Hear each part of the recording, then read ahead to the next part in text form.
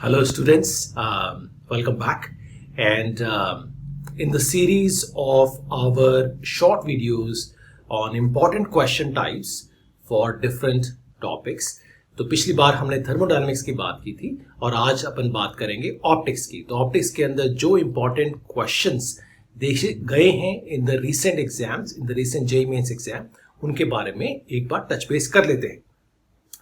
और अगर आपको ये एक्सेस चाहिए जिसमें जो सभी टॉपिक्स के क्वेश्चन टाइप्स अवेलेबल हैं और not only the important once but the entire set of question types जो कि जेईई मेंस में पूछे गए हैं हिस्टोरिकली आज तक या जेईई एडवांस में पूछे गए हैं, तो आप ace.com पे जाके उन्हें एक्सेस कर सकते हैं। तो कंटिन्यू करते हैं। तो सबसे पहले चालू करते हैं स्नेल्स लॉ से। स्नेल्स लॉ के अंदर टिपिकली क्वेश्चंस सिंपल नेचर के रहते हैं।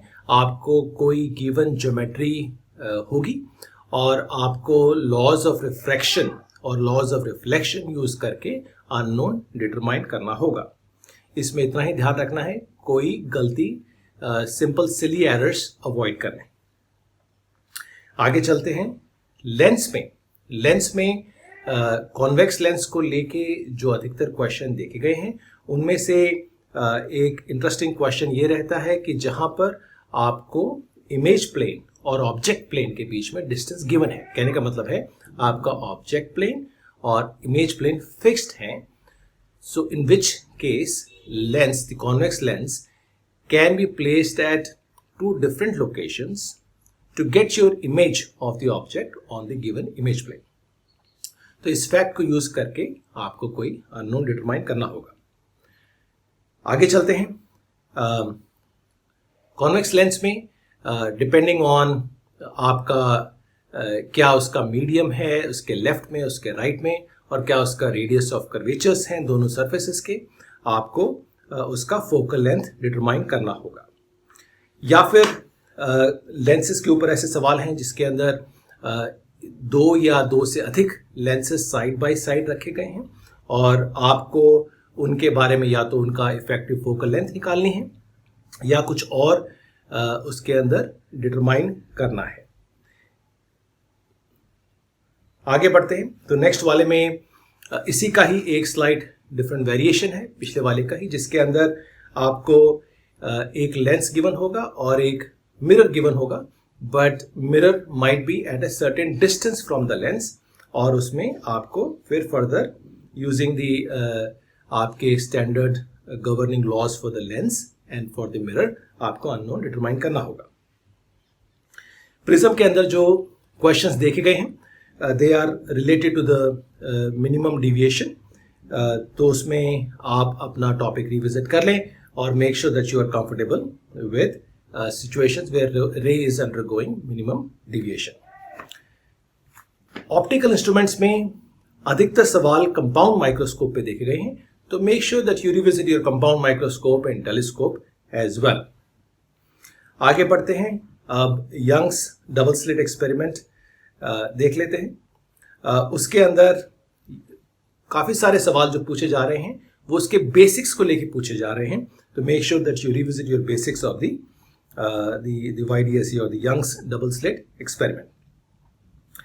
दूसरा जो YDSE पे जो क्वेश्चन पूछे जा रहे हैं they involve scenarios wherein दोनों स्लिट से इक्वल इंटेंसिटी की कोहेरेंट वेव्स आ रही हैं और आपकी इमेज पे, आपके स्क्रीन पे इंटरफेरेंस पैटर्न बन रहा है। तो आपको सर्टेन पॉइंट्स पे डिपेंडिंग ऑन फेज डिफरेंस कितना है उन पॉइंट्स पे ऑन द स्क्रीन आपको इंटेंसिटी, रिजल्टिंग इंटेंसिटी निकालनी है। अब आगे बढ़ते हैं।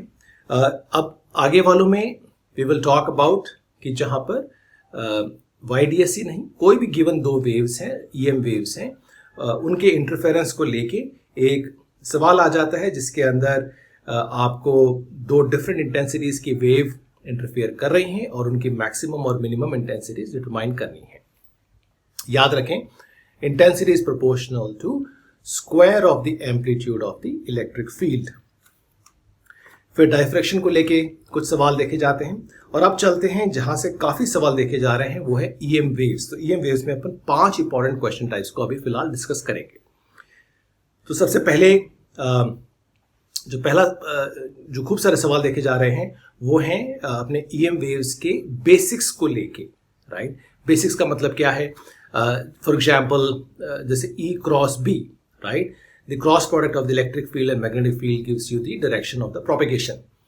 या फिर आपके किसी भी पॉइंट पे energy density is E² by और एप्सिलॉन 0 E² बाई 2 या B² बाई 2 म्यू 0, या 2-3 चीजें और हैं जो आप फर्दर इसके अंदर AHD.com पे देख सकते हैं। या फिर सवाल देखे जा रहे हैं जहां पर आपको इलेक्ट्रिक फील्ड गिवन है as a function of time, तो आपको गिवन होगा E0 with some let's say J cap cosine और sine of kx plus minus omega t, और आपसे कहा जाएगा कि that you have to determine the corresponding vector as a function of time for the magnetic field. अब कुछ सवाल देखे जा रहे हैं जहां पर ईएम वेव्स ट्रैवल करती हैं from one medium to the another. तो उसमें क्या चीज चेक कर रहे हैं कि एक तो कि वेदर आप ये समझते हैं कि frequency during the refraction does not change, right, frequency remains the same. अब इसमें एक चीज का और ध्यान रखिएगा कि जब भी ट्रांसपेरेंट मीडियम्स इन्वॉल्व हैं रिफ्रैक्शन में, तो आपका अधिकतर एप्सिलॉन आर ही चेंज हो रहा है, परमिएबिलिटी इतनी नहीं हो रही है चेंज, परमिएबिलिटी सेम रहती है मीडियम्स की approximately close to 1। It is the epsilon r, right, the permittivity that is changing.